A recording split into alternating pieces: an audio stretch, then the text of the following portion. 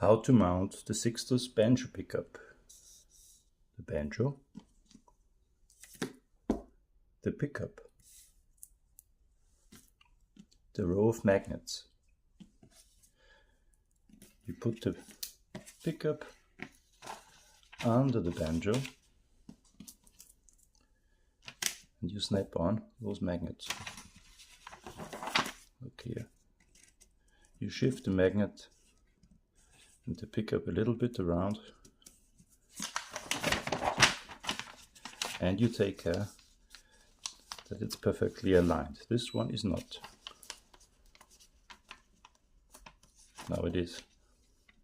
So each of the magnets has a corresponding pole piece magnet underneath. If you're not happy with the position of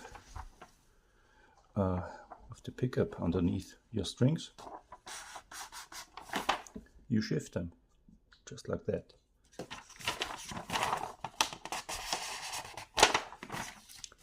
Or closer to the bridge. Anyway, either way.